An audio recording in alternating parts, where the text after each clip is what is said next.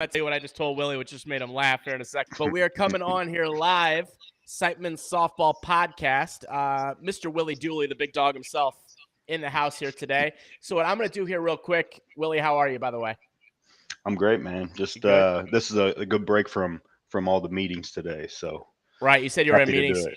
meetings since what, like 7 o'clock or something like that? Yeah, I had 4.5 straight hours of meetings this morning, so I've been looking forward to this since about 11:30. I like it. We're gonna do a nice little little break here. So all right, let me send it to the boys here. We always got to send that. I know they're sitting there ravenous. By the way, for those that saw my social media post, Willie has about 109 kids, give or take. I rounded up, and you've got to pick up some of them later. So we want to move this show a little bit early, which is totally fine. Let me see here. I want to share now. Also, share. Where am I?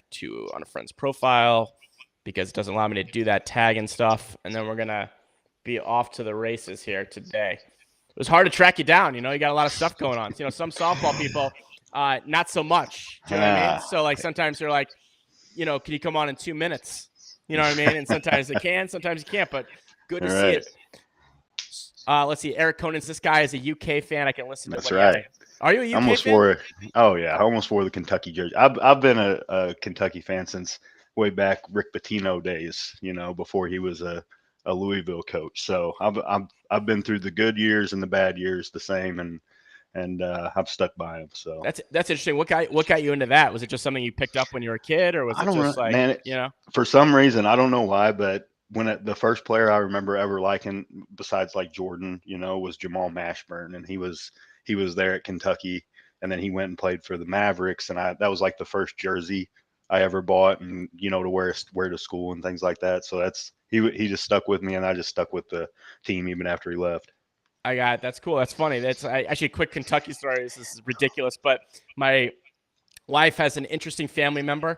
We're not gonna name names, but down in that area, sort of. And he knew that I liked basketball and different sports and stuff like that. And for no reason, I have nothing to do with Kentucky. I'm a Mizzou fan, right? But for no reason, he came and brought me like a quadruple XL Kentucky shirt for basketball years ago. I have no idea why. It made no sense. But now anytime I hear the word Kentucky, all I can think about is that extremely large shirt. So you're still growing into it. You got some. Yeah, it's still growing into it. Exactly. Yeah. All right. By the way, Eric Conan says sounds terrible. Does that mean we sound terrible, or does that Kentucky sounds terrible? I don't know.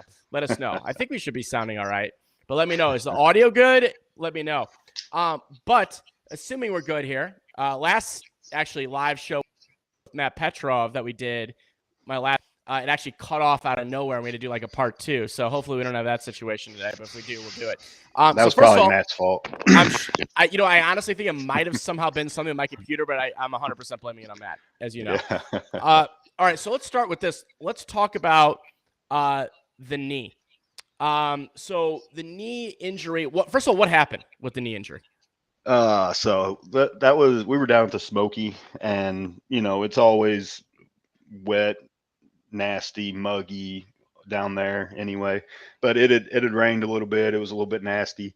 I was on first base, and the guy behind me, I think it's Brady Stewart, hit a one hop, pretty hard little line shot, one hot to the shortstop. Shortstop gloved it, and when he threw it to the middleman was still coming over the base, and the throw was into the baseline. So he came into the baseline kind of down on a knee, and I thought he was off the base, so I jumped and went over him.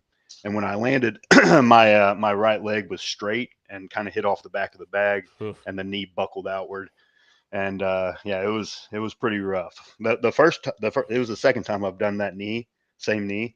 The first time I remember a pop, but it wasn't anything like this one. This one, I thought I snapped my leg. So I was rolling around on the ground. I think Steve Edwards was the first guy to get to me, and I just like grabbed his leg. I was like, did I effing break my leg? Is it like, I didn't want to look at it. And he was just like, no, it doesn't look broke. And so they had a trainer come out there that, kind of manipulated it and moved it around a little bit. And I could bend it, with an ACL, you can still move it and bend it and everything like that. And I got up and I actually kind of walked off with my arm over somebody's shoulder. So you actually went off on partial own power there. Yeah. And then I got over to the bleachers and kind of tried to elevate and ice what you can there, and it's just that's where it just starts getting bigger and bigger and bigger and stiffer and stiffer and stiffer. And yeah, going through that tiny Chattanooga airport, I think, with that uh, Yeah.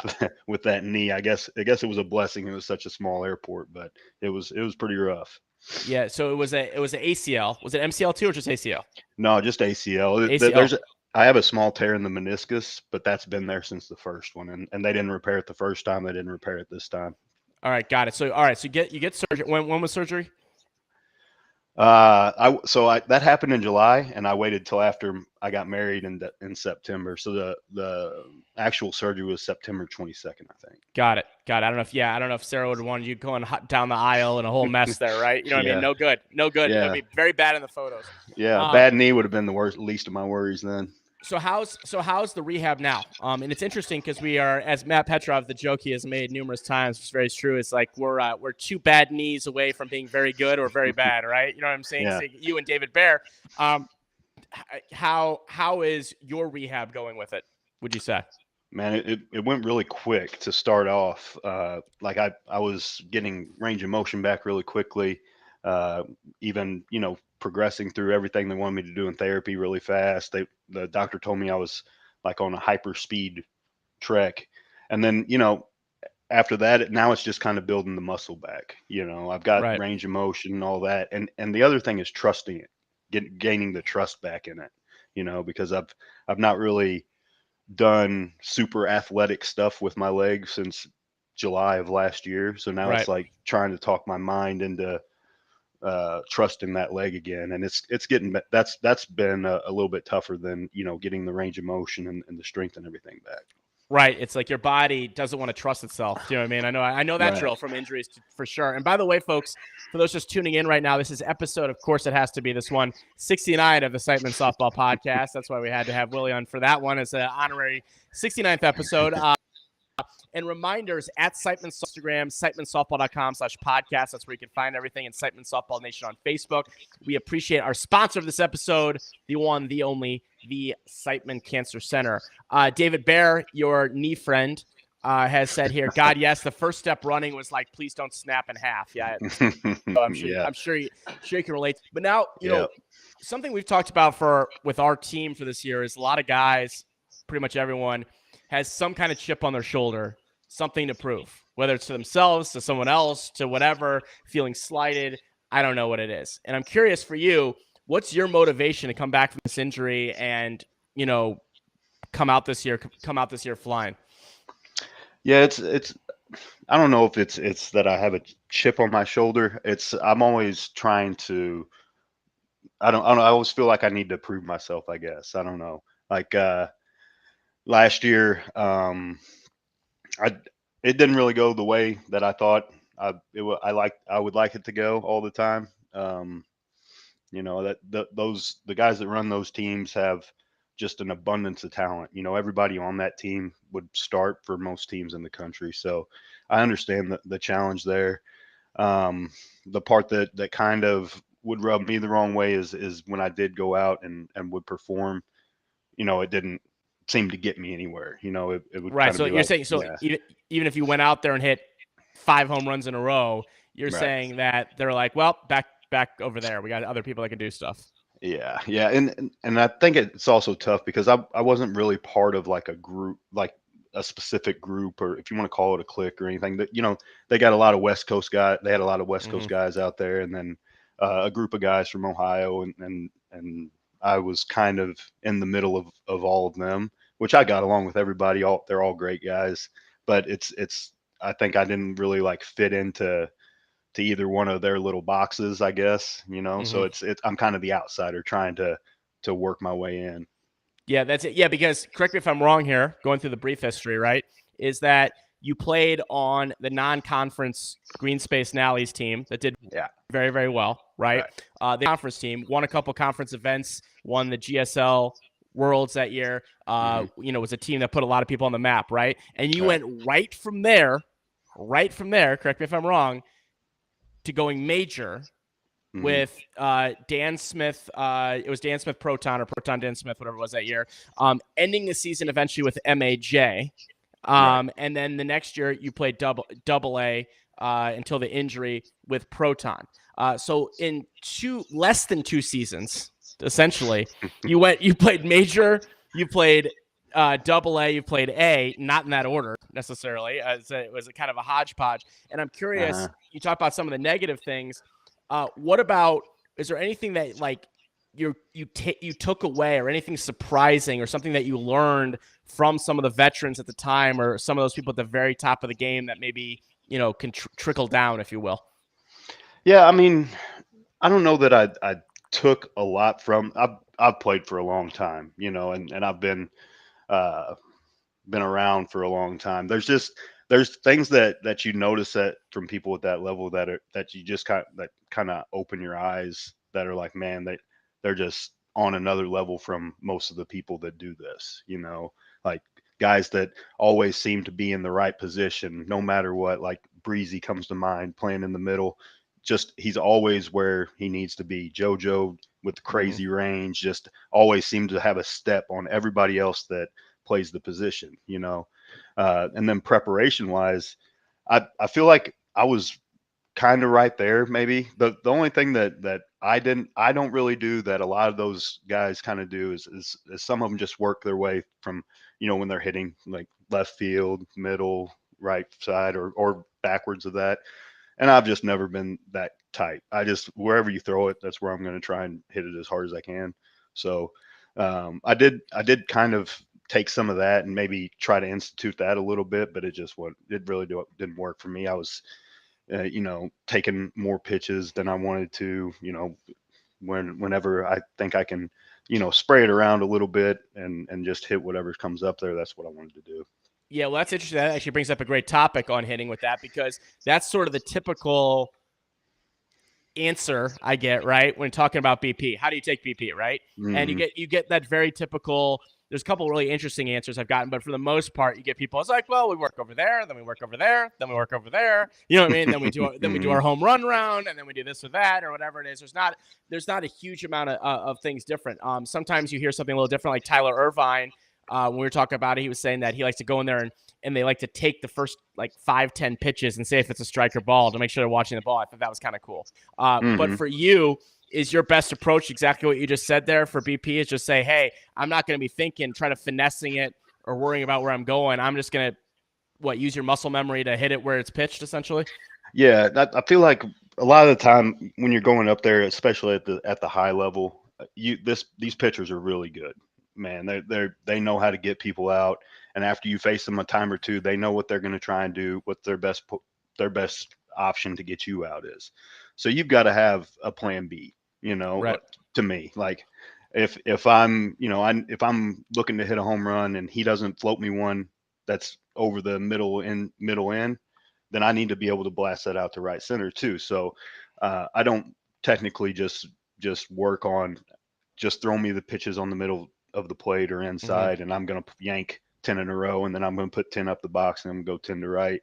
If it's hard enough for a BP pitcher, especially, to be able to do that. So, I mean, if one floats outside, I'll slap one to right. I know it's not great for people that are shagging, but that's just the way that Well, I too bad. tend to like Yeah, to do it. Yeah. well, that's why we only got to hit once last year, early in the year. But like, it was funny. That's why I bring my bag of 9 million balls. Do you know what I mean? So then Hmm. we just do it, and then we get it done with it. But yeah, that's really interesting approach to BP. Now, looking into this year, what do you think we need to do as an A team? So Siteman Pure, you're coming in here, this year. We've gone over the makeup of the team a lot of times here on the podcast, and obviously, we know what we have going in, or what we think we have, right? Hmm. What do we really need to do to be successful this year in your eyes as a team? Mm, it's tough. So holding yourself accountable is a big deal to me. If you're not out doing the work that you feel like the rest of the team needs to be doing, then you're really not only shorting yourself, but you're shorting the team. Um, I think that a spot that a lot of people on this team can get better is pitch selection. Just from the few times that I've watched you guys, I try to hang around and watch for you and yell for you and everything like that the past year or two. pitch selection is a big deal, especially the higher up you get. Knowing the strike zone and knowing, you know, when to attack a pitch that might be on the borderline, but you don't have to swing at it, you know, if you don't have two strikes.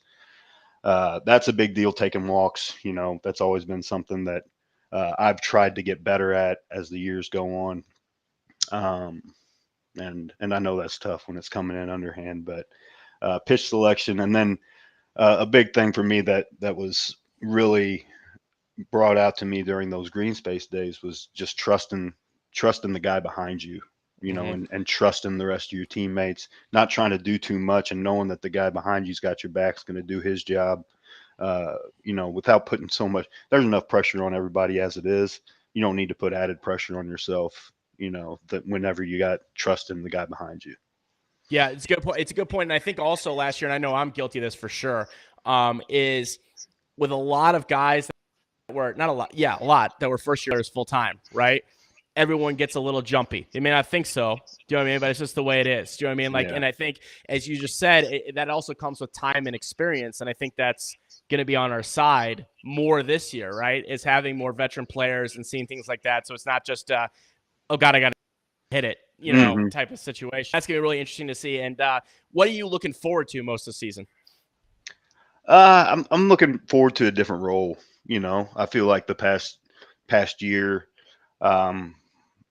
was kind of odd for me to not, you know, not be able to be as much of a leader as I'd like to be, both vocally and just with the way that I try to approach the game and carry myself, you know. So I think that was a part that might have been lacking a little bit for you guys, which was why I thought it was a perfect fit for me to kind of step in and though a lot of the guys already know me, but I don't think it'll be a tough transition for the rest of the guys to know me and just you know, be able to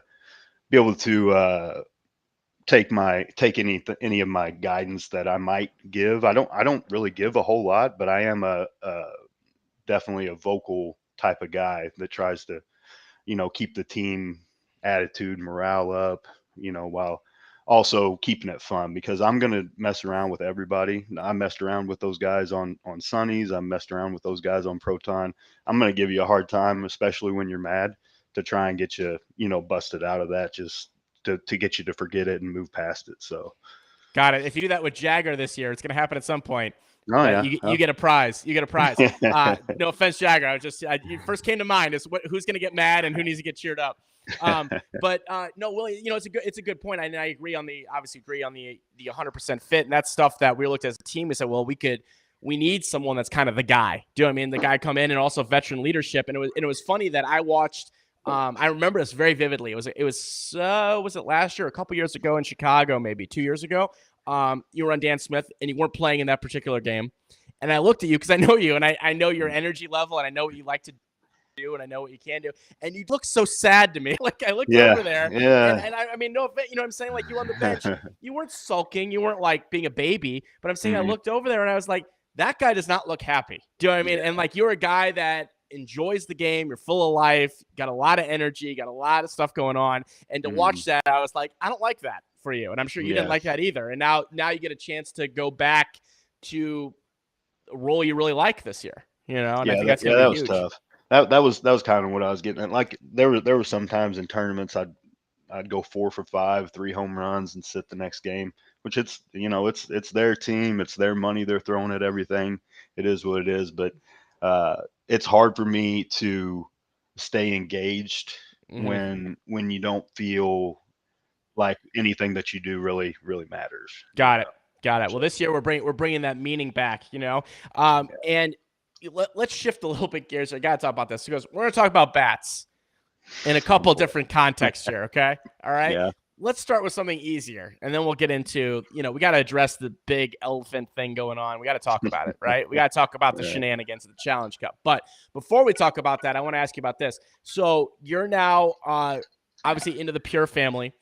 You're also a factory hitter for Pure, which is like Pure Plus this year, and you switched on over. Tell us what you think. I know you've been swinging one. What have you been swinging right now as you've been kind of messing around? So they got me almost immediately. Got me an Indium 2, which is Okay, short it's a barrel. yeah, the 12-inch barrel, which I like. And they put an extra stiff handle on it. So Ooh. while it's a two-piece, it's still got the two-piece feel with the short barrel. It's a little bit stiffer, so I don't feel like the barrel kind of lags through the zone as much. There's not as much flex or give to it. Okay, so you're not a flex guy. What's your weight? That one's a 26 and a half. I'm probably going to end up with a 27, Okay. with an end load in it. Do you like big end load or small end load? Where do you like to end up? Or medium? Just a full ounce. Yeah. Full. You Just, want the yeah. full on butt end load. I got you. Yeah, You're saying. yeah. And just curious because people are very, interesting when they hear about that. Are you just a short barrel preference? Is that if you have your cup of tea, is that you prefer a short over a long? Why is that? Yeah. I don't know. I just feel like, though I do feel like the sweet spot's probably smaller, but it's performs better. So, Mm-hmm. if you're getting it on that sweet spot, you're getting a little bit more out of it than maybe you are with the big barrel. Well, the big barrel's maybe a little bit more forgiving. I think that you get a little bit better performance. And I kind of feel like I know where the barrel is a little bit more Mm-hmm. with a 12-inch barrel just because I have to. Okay, that's interesting. Yeah, so I mean, if you get it on the screws, though, there's no doubt. By the way, a couple of comments here. You got a good one. DSG have gone against Willie many times over 4 years. Great player, nothing but high praise as a teammate. And from Larson, I paid him to say that. there we go. And from that's it. Well, checks in the mail. From Larson, this is kind of funny. How does it feel to have two midgets and a guy who throws throwing at you at first base this year? So, well, I've dealt with a couple of smaller guys throwing at me, with Larson being one of them. So I take that challenge on full bore. this is by the way, this is a loaded question. Do you think that first basemen are underappreciated for what they do? Yeah, for sure. I mean, we kind of get the stigma of being just a bat. You put a good hitter there and hope they can run their butt over to first and catch the ball. But there are a lot of bad throws out there, coming from and I get it. A lot of these infielders make some incredible plays, and they're just trying to get rid of it. So that's where it's your responsibility to make sure that incredible play is rewarded. Yeah, I mean, I think it's a hugely underrated spot. I mean, it just is because, I mean, you watch, not only do you get the occasional one and it's occasional, but down the line to make a play on, right? But it's just that throwing situation. And also you've got turf, you've got some things on dirt, you've got situations where very fast runner and the guy's trying to get rid of it. So it's interesting. I mean, and as you know, it's not a secret for anyone, but in conference, every extra out you give someone is a kill. Mm-hmm. Yeah, it just is. As you they can turn into 11 runs. Yeah, like one ground ball that hit off a glove. Do you know what I mean? Next thing you know, you're down 10, right? And so Right. I 100% agree with that. That's a big spot situation. So it's interesting about first. I agree with that. First basemen are people too. Yeah, I get the stigma though, because there are Yep. a lot of them out there that are just not very good defensively.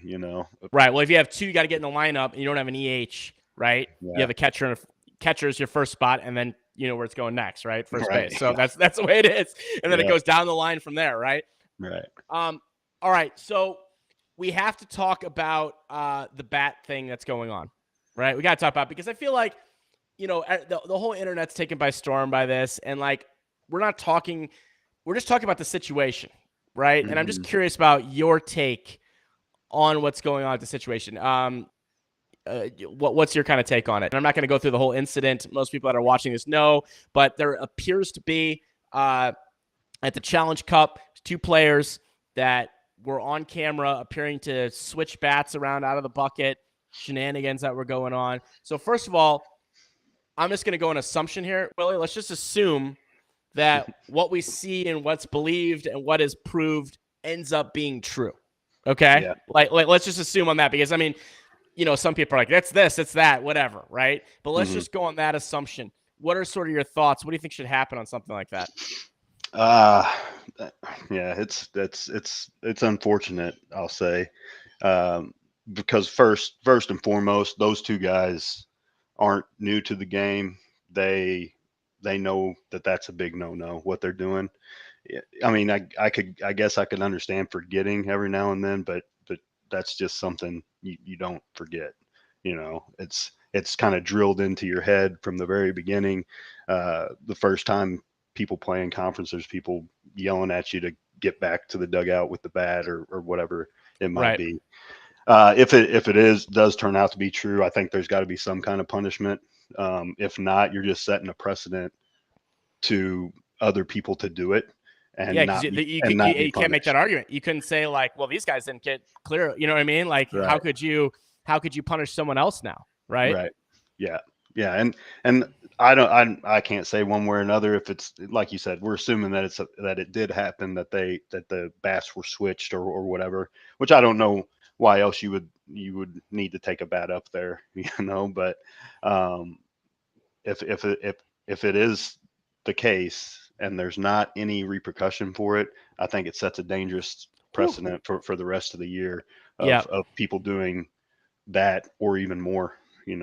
Right. And I mean, it's interesting too, and this isn't always true. I wish it was always true, but is that, sometimes people take into consideration who the people are that are doing it. And in my Mhm. opinion, that's BS. Yeah, for sure. It shouldn't matter. I mean, it shouldn't matter. Let's talk about conference. It shouldn't matter if it was a batting champion, right? Or Mhm. a first year conference B player, right? It really shouldn't matter, whatever the rules are. Now, I'm not saying what the length should be or what exactly it should be or whatever. I'm just saying I 100% am with you that there needs to be a stiff punishment on this one, because as David Yeah. Bear says here, if there's no repercussion, then why even test and bucket the bats, which I 100% agree on that as well. And they do their best. They're doing their best to try to keep the game clean and safe, doing their best. Do you know what I mean? And Mhm. players will always find ways to mess with it. Yeah. And what's interesting, though, is it also made me think, one, cheating's bad. We all know that, right? But number two, especially now, like, we always make that joke. I know that I've said before. It's like, you never do something behind closed doors they wouldn't do in that kind of thing. It's the same thing now. I mean, everything's on camera. Mhm. There's cameras everywhere. Do you know what I mean? Like there's cameras everywhere. So you shouldn't do it if there's zero cameras. It doesn't matter. It's cheating. But now Right. you can just, like, everything is out there for people to see. And so, I mean, I'm going to move past this topic, but I think it's one that I wanted to definitely just talk about for a couple of minutes on today, because I think it's just, look what's happened. One video went into then a Facebook group to this or that. It's got all over the softball meta universe, if you will, right? That's how stuff spreads. Right. Yeah. I mean, I'd be interested to see their explanation for what is out there. Maybe they've got some kind of a valid excuse for what's seen there. If there is, I would like to hear it. Yeah. I'm sure everybody would. Yep. And I'm not saying, and again, I'm not speaking to these guys personally, their personalities, them as people or whatever, but this violation should get a very stiff punishment. Shouldn't matter who it is. And, that's the way we go with it. So I'm going to leave it at that. That's my opinion on it as well. So, Yeah. All right. So got a couple more little topics on here, and it's interesting. We could go all day on the bat stuff, but I feel like that we could save that for another episode where I could just sit here and we could talk about it. You know what I mean? Right. I'm curious, actually, here's a curveball question for you, since we just talked about that. If you were Strojan and you were put in his seat, not for this situation, I'm saying, like, you are now the commissioner of conference. Right? Let's pretend that thing's bing handled. We have nothing to do with that now, okay? You are now in the seat of conference, and you have absolute power and control. I should say Strojan doesn't, but let's just say he did, of everything, okay? Is there anything that you would change, eliminate, switch, add to improve the game? That's tough. That might take a little bit more thought than I'm prepared to give. But No. one thing playing first base I'd like to see is, I don't know why we can't have that orange bag over there. Coming from my first ACL tear is from a guy running into my back leg at first base. I don't understand what the problem with having an orange safety bag is. It eliminates the need for any collision over there at first. People I've been stepped on probably 10 to 12 times by huge human beings that I don't want to be stepped on wearing cleats. I just don't understand why that orange bag isn't allowed to be out there. And also for this year, that orange bag has been added for this year. Do you know what I mean? Now, I don't know if it's, I didn't even know. Yeah, so that's a fun fact. So listen, I don't know if it's required right? But it's now available. I think it might even be required, but like that was something that has been voiced, and because there's no downside of it. It's not like, oh, this takes away from something, right? All it does is keep people a little bit safer. And I think what the rule is, and I will double check on this, and I know that we probably got some rules people on here live that have been, memorizing the Bible, right?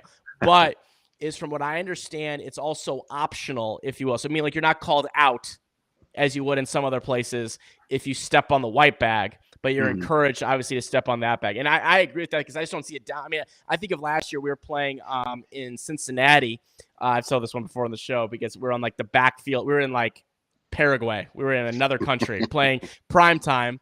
And first inning, Sean Rogers gets a hit up the middle. He's going down. There's like a play at first, and it's him and Chris Scott. I mean, we're talking, these are giant humans, total combined weight, very, very large, right? And like shook Cincinnati. And those two guys collapsed and fell. Sean was a little bit hurt. Chris wasn't really hurt, but it was kind of a scary thing you see there. And that's not a thing that was completely avoidable by a bag. Right. Do you know what I mean? Based on where it was. Yeah, I think it's going to be, let's see. David Bear says that the orange bag is supposed to be everywhere, but no penalty for hitting it.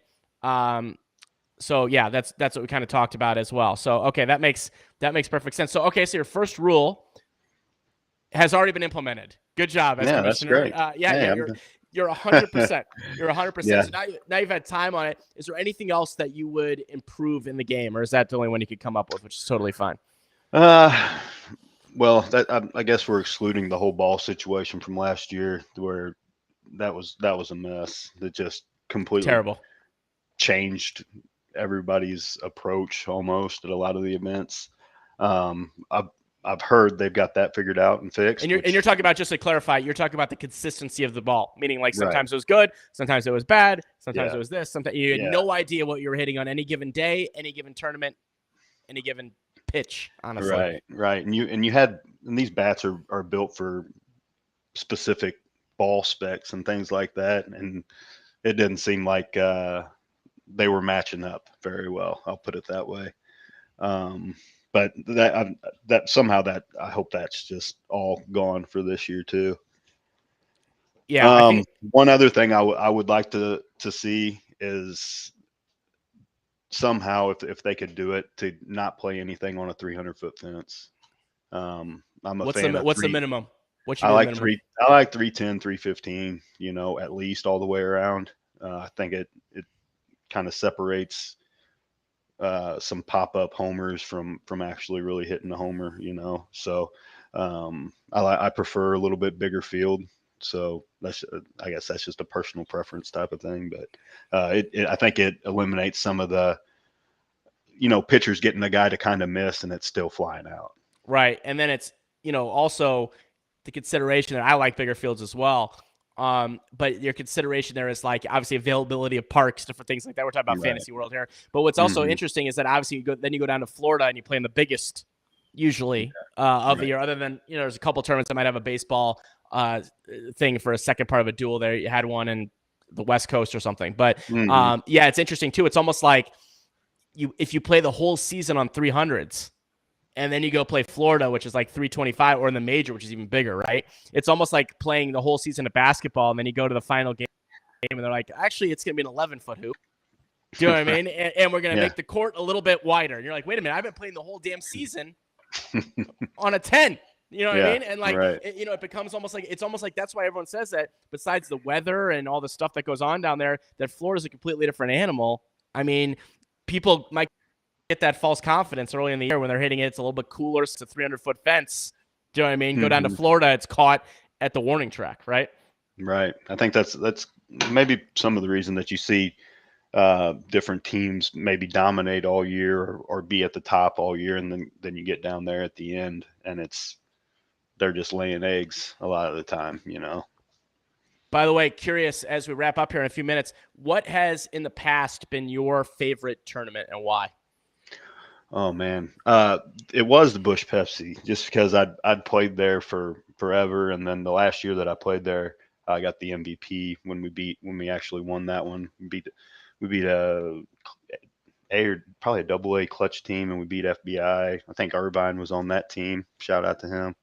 uh, but we beat FBI in the championship there, and I won the MVP there. So that was pretty cool. That was our first conference tournament that we won, and then we went on to win the second part of the duel there in Salt Lake City. So that was with that Nally's group that when we played B and made a pretty good run there.